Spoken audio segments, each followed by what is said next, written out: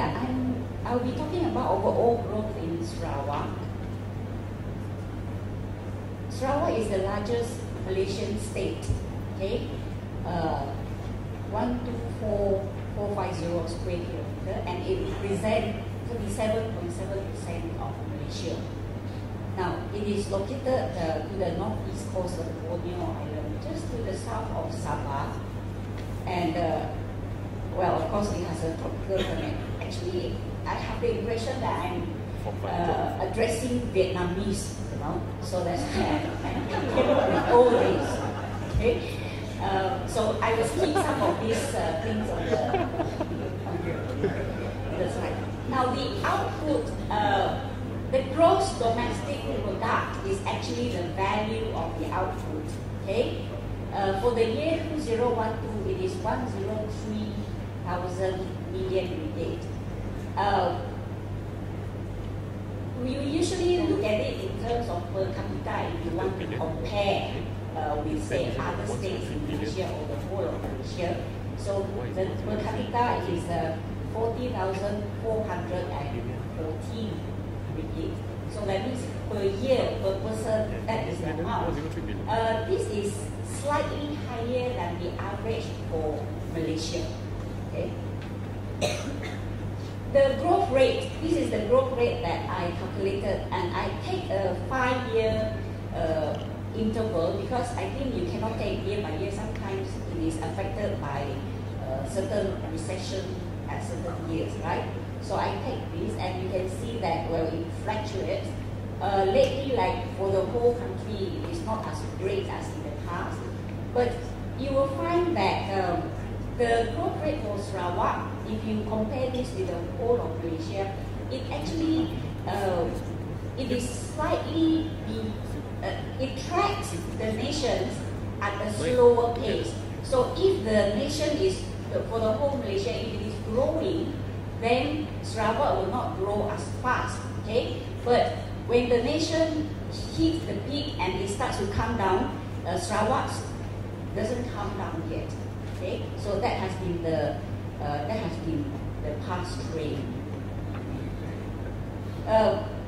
Well, in the past, in the 80s, Sarawak was actually growing faster than the whole of Malaysia, but lately it is behind, right? The growth rate is behind that for the whole of Malaysia. Now, in terms of the industrial origin, right, the manufacturing sector has been growing fast, and of course, mining and quarry, but recently, because of the government's effort in industrialization, in developing manufacturing industries, then it's not as much, the contribution is not as much as the manufacturing industry. Now, this is the population. Of course, over the years, it is increasing, right?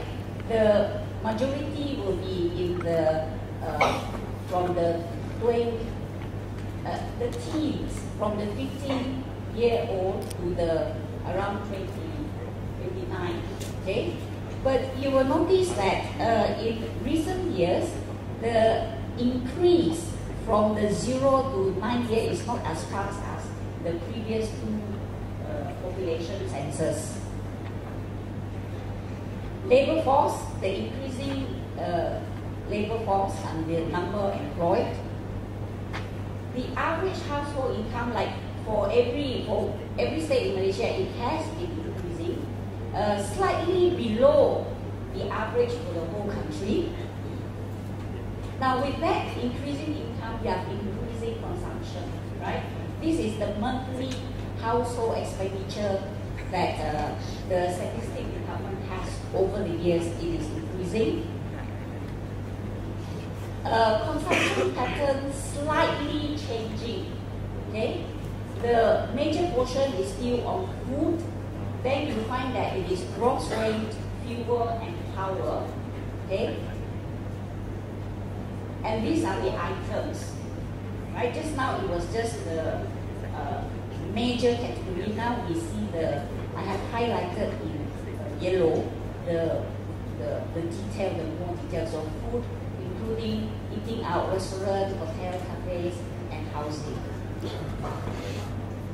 Now, I I understand that some people are interested in the property market, and these are the figures that I found. Okay. Again, I take a 5-year interval, right? So you can see that you have existing stock, completion, then transaction, and the turnover. Okay. Same with shops. These are actually the number of units. I do not have the square feet and so forth. Okay. Not the area. Shopping complexes, we have the square meters. So these are the changes over the years. The occupancy rate is around at least 80%. This, I thought that they are related to the property sector, the housing, the shopping complexes. So I just give a figure to show the changes. They are related. Just because we still increase, okay, doesn't mean we have to come. Now, the average daily newspaper circulation is not up to date, right? But these are the figures. It appears to be increasing. In terms of the language, now what I have done is because in the second graph here, there are combinations. The categories are different, right? So combinations of the different languages. So because of that, I don't put them, I can't put them in the same graph, but I have tried to put them, if you see the 300,000, I try to put them at the same level so that you can see some comparison. And overall, there isn't much change for the languages, except that you find that for the Malay language, it is increasing faster than for the other languages. The Malay languages or the combined one, okay? I think it is because sometimes the newspaper is printed in both languages. So if you read Bahasa Malaysia, then there is no full Bahasa Malaysia version. You just pick up a mixed language. Or if you read an English one, there is no pure English section. You just pick up a mixed language.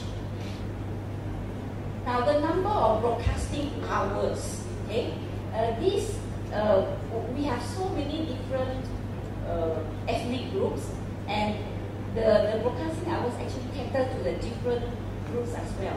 Now in the case of Sarawak, because it is such a large state, the races tend to be also, traditionally they tend to be concentrated in certain areas, okay? So say for example, if you go to the northern parts, you find more the Orang Ulu. Then the Bidayut will be towards the south. You have the Iban will be spread maybe more all over and so forth, right? So they are, well, at least the broadcasting time caters to the different groups. By the way, in terms of advertising, RTN is also advertising. Over the radio, they will say that, oh, why don't you advertise in the RTN and so forth, right? So this may be, you may want to think about it or look at this. Now, broadband penetration per 100 household is almost 50, right? That is the latest figure for 2012. This is for Sarawak. Information and communication services, since it is related, the value added is actually what those service provider churn out or produce. So these are the figures that we have. For computer services, right, especially for those who are using computer to access the internet, we have this. Although this is not purely to access the internet, there are other users as well. Repairs. Cellular phone subscription is also increasing in general. Now, well, this is a whole lot of figures on imports, right? So these will tell us what is going into the state, what is it that the people are consuming. And particularly besides the food items, there is one item that some of you might be interested in. The household equipment, or the, like the electrical products that you know, and also the passenger motor vehicle, right? In terms of, I guess the fellow was interested in that, was interested in advertising for those products. I think that's about all I want to present. Okay, maybe in terms of what Sarawak produces or what are the potentials. I told you just now that the population is spread all over the state, and you have different ethnic groups in different areas, specific areas. Now the unique thing about Sarawak is in every locality, because of the ethnic groups, each ethnic group will have their own crafts, right?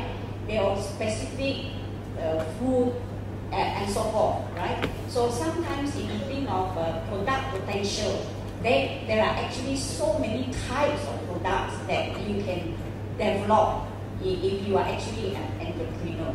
Okay, so whether it is going to affect advertising and your work with media, that would be it. And it's not only that, because of the state is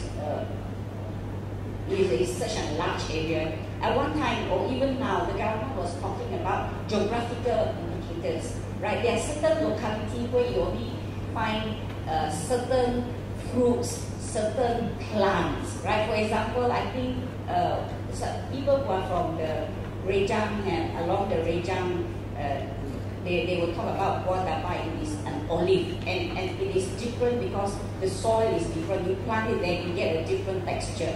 So if you have specific taste, then I will go back. I'm from that area. I will go back and look for that. Those from another town, I may not want to buy it. Right? I won't unless there is no choice. I have not eaten that fruit for a long time. Right? That sort of thing. Then you have things like, okay, the cake lapis is from Kuching, right? And even the crafts, I used to go back and look for the Melanau hat. It will be in Cebu. You don't find so much of that in Kuching and so forth. Okay, so I will end here. Thank you. Thank you, Professor. Can I ask Mr. Chong to come up back on stage, and also may I invite Anthony Wong to come up to give the token.